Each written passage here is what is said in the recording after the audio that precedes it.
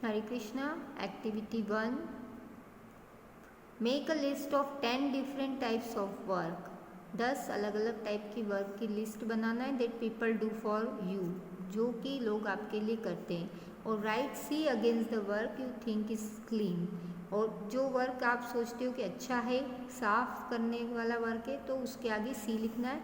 And the D against the work you think is dirty, और किस work के आगे डी लिखना है जो कि डर्टी वर्क है। Do we discriminate people doing clean jobs from people doing dirty jobs? क्या हम दोनों को अलग अलग विभाजित कर सकते हैं? ये अपने दोस्तों के साथ डिस्कस कीजिएगा। ये एक्टिविटी आपको दी है, तो इसकी एक लिस्ट बनाना आप वर्क की, और फिर उसको उसमें छांटना कि कौन सी क्लीन वर्क है और कौन सा डर्टी वर्क है। Dignity of labour and Mahatma Gandhi. Mahatma Gandhi और हमारे कार्य जो करते हैं, परिश्रम करते हैं हमारे लिए, उनकी क्या मर्यादा है। Mahatma Gandhi, the father of our nation, was totally against any discrimination in the society.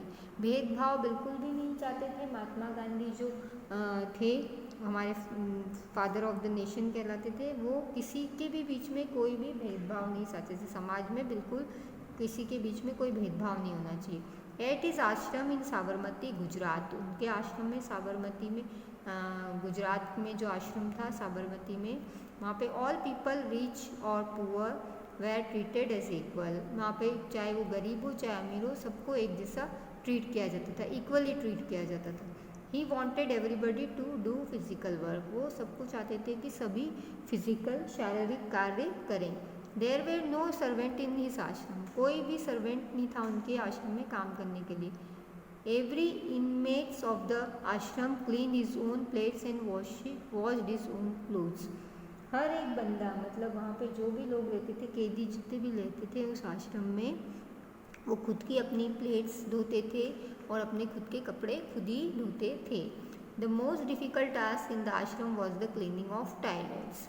अब वहाँ का जो डिफ़िकल्ट टास्क था आश्रम का, वो क्या था? वो था कि वहाँ की जो टॉयलेट्स थी वो कौन क्लीन करे। All the inmates of the ashram and even the guest had to clean the toilets. जितने भी लोग आश्रम में रहते थे उनको ही उसको टॉयलेट्स को क्लीन करना पड़ता था, और इवन जो गेस्ट आते उनको भी टॉयलेट्स को क्लीन करना पड़ता था। The ashram toilets were of the dry type with buckets to collect urine and feces. The buckets had to be carried to the field and emptied into hole, washed and replaced for use. जो buckets है उनको field में जाके खाली करना पड़ता था, जो होल बने होते थे उसमें जाके खाली करना था, वो फिर वॉश करके उनको उसकी जगह पर, यूज़ करने की जगह पर वापस रखना पड़ता था। Gandhi ji wanted to teach the dignity of labor by making every person in his ashram do the dirtiest work willingly. Gandhi ji क्या चाहते थे कि उनके आश्रम में सब लोग ये सीखे कि कोई भी कार्य गंदा नहीं है, उसको सबको बराबरी से करना है। ये देखिए पिक्चर में Mahatma Gandhi working on his spinning wheel. Mahatma Gandhi खुद चरखा चला रहे हैं अपने आश्रम में। साबरमती आश्रम अहमदाबाद गुजरात में ये साबरमती आश्रम है। इसका पिक्चर आपको बताया गया है यहाँ पे, इसको ध्यान से देखिए। He did not want that a particular section of society should do all the dirty work.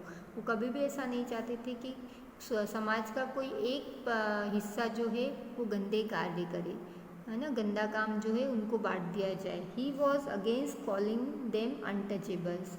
वो उनको जो है किसी को भी अनटचेबल नहीं, मतलब बिना छुए, आप छुआछूत उनको बिल्कुल नहीं पसंद थी। वो ऐसा नहीं बोलते थे कि ये अलग जात का है या अलग धर्म का है तो इसको नहीं छूना है हमें। Gandhi ji called them Harijans, people loved by God, and appeal to the society to consider them as equal. Gandhi ji Harijan को बराबरी का दर्जा दिलाना चाहते थे समाज में।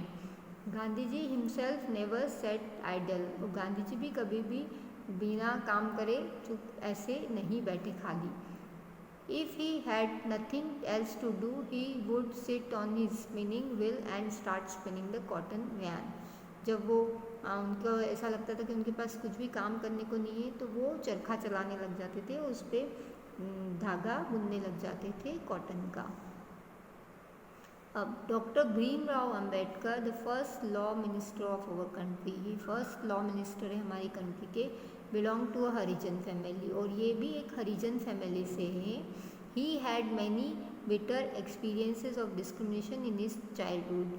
उन्होंने बहुत सारे ऐसे एक्सपीरियंस देखे, अनुभव किए अपने छोटेपन में कि जब लोग भेदभाव करते थे उनके साथ. He was not allowed to sit with his classmate in the class. उन्हें उनके क्लासमेट्स के साथ इवन उनको उनकी क्लास में बैठने की परमिशन नहीं थी, उनको नहीं बैठने दिया जाता था. He sit on a rough mat in the corner of the room.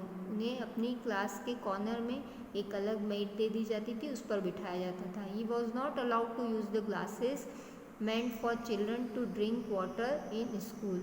अब उनको काय की परमिशन नहीं दी जाती थी, जो ग्लासेस वहाँ पर बच्चों के पानी पीने के लिए रखे रहते थे स्कूल में, तो उनको वो ग्लासेस, वाटर ग्लासेस को नहीं छूने दिया जाता था, उनको परमिशन नहीं थी. He had to make a cup with his hands and water was poured over from a distance. उन्हें अलग से एक कप दे दिया जाता था और दूर से उसमें उनको पानी डाल दिया जाता था. In spite of all the discrimination at every step, he kept struggling hard and achieved the best education in India and abroad. ये भेदभाव होते हुए भी उनने स्ट्रगल किया, संघर्ष किया और अच्छी एजुकेशन हासिल करी और पढ़ाई करी, अच्छी एजुकेशन ली और अब्रॉड भी गए पढ़ाई करने के लिए. The name of Dr. Ambedkar will always shine in the history of India for having the honor of drafting the Constitution of Free India. और इनका नाम हमेशा इतिहास में लिया जाएगा हमारे भारत में, क्योंकि ये इन्होंने ही हमारे कॉन्स्टिट्यूशन, फ्री इंडिया कॉन्स्टिट्यूशन का कॉन्स्टिट्यूशन ड्राफ्ट किया है, बनाया है. तो इन्हें हमें हमेशा याद रखना चाहिए. हमारे संविधान निर्माता हैं ये, तो इन्हें हमें कभी भी नहीं भूलना चाहिए. हमेशा इतिहास इन्हें याद रखेगा. इतने संघर्ष करने के बाद भी वो हरिजन होते थे तो भी सारे उनके साथ भेदभाव किए जाते थे, फिर भी उन्हें स्ट्रगल करके अच्छी एजुकेशन प्राप्त करी, बाहर जाके पढ़े और हमारे देश में अपना नाम रोशन किया. Next topic is a country which respect physical labour prosper. ऐसे देश जो कि फिजिकल लेबर को रिस्पेक्ट करता है. In most of the progressive country there is no discrimination on the basis of work. दूसरी कंट्रीज़ में ऐसा भेदभाव नहीं है काम को लेकर. There are a number of students who do part time physical labour and earn money for their education. बहुत सारे ऐसे बच्चे हैं जो कि फिज़िकल लेबर कर कर मनी अर्न कर रहे हैं और अपनी जो शिक्षा प्राप्त कर रहे हैं. They walk in the society with their heads held high.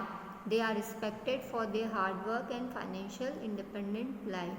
उन्हें उनकी इंडिपेंडेंट लाइफ के लिए हार्ड वर्क करना पड़ रहा है, फाइनेंशियली स्ट्रॉन्ग बनने के लिए. All of us should practice dignity of labour so that our nation prosper. It can be practiced by the following. वो कैसे किया जा सकता है? सबको प्रैक्टिस करना चाहिए और फॉलो करना चाहिए ताकि हमारा देश भी आगे तरक्की कर सके. Respect physical labour and all labours and always be ready to do physical work. हमेशा फिजिकल वर्क करने के लिए आगे रहना चाहिए और फिजिकल लेबर जो करते हैं उनकी रिस्पेक्ट करना चाहिए. क्लीनिंग योर रूम और washing your utensils after having food only makes you humble and morally strong. घर की साफ़ सफाई करना, क्लोथ्स को वॉश करना खाना खाने के बाद, तो इससे ही हम हमारे अपने आप को मोरली स्ट्रॉन्ग बना सकते हैं. Boys as well as girls should be ready to do household chores without any inhibition. बिना किसी निषेध के, बिना किसी उसके घर में लड़के लड़कियों को भी घर का कार्य करना चाहिए. Do not look down on others. नीचा नहीं देखना चाहिए किसी के सामने, specially those who have manual jobs like your domestic helpers, labour, sweeper, mason et cetera. Treat them as equal and always speak politely while talking to them. हमेशा उनसे politely बात करना चाहिए.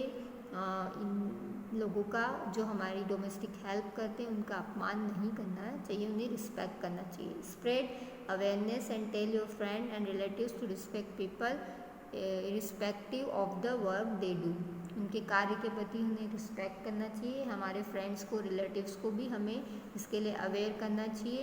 ये जो है इसको हमारे देश में सभी तरह इसका प्रचार करना चाहिए ताकि सब लोग मिलकर एक दूसरे की हेल्प करें. किसी को भी मतलब हमारे यहाँ पे समाज में किसी प्रकार का जाति के लेकर भेदभाव नहीं होना चाहिए, कार्य को लेकर भेदभाव नहीं होना चाहिए.